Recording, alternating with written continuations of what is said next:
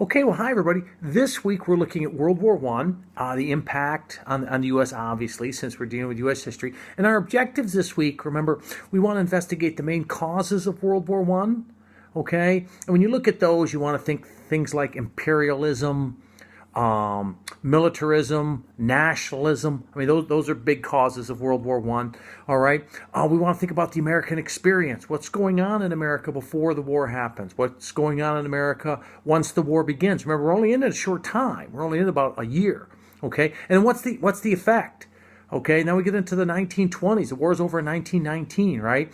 So what is the impact on America? How does it get us thinking, right? We talk about what's going to happen is, fundamentalism. You think about the impact of the culture. World War I, the impact of the war on American culture. You got to think about things like fundamentalism.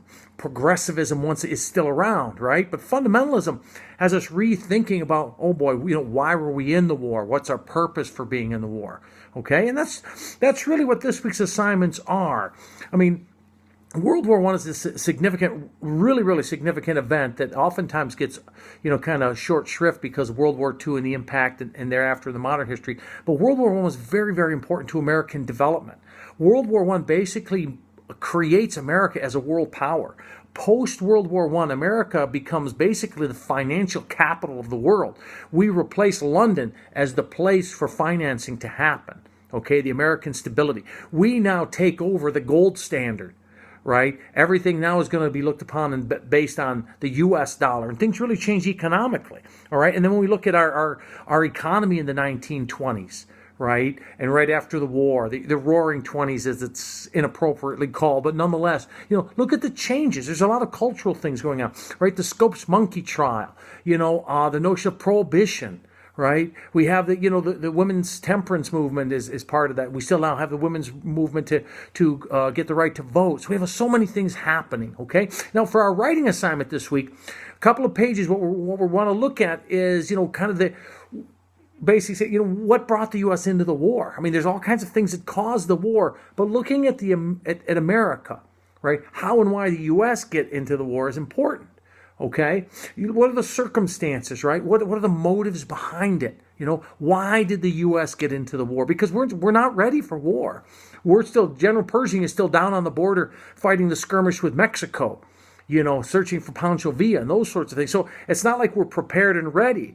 Okay, we certainly are not. So what led us to war, right? Things like the Zimmerman Note, right? Things like unrestricted submarine warfare. You'll want to look at those kinds of things, all right, as you look at what got the U.S. involved. Of course, once again, the role of the media in this, all right? And that's our writing. And for our discussion this week, we asked you to go look up, quick internet search, right, and go look up on April 2nd, 1917, Wilson's message to Congress asking for a declaration of war.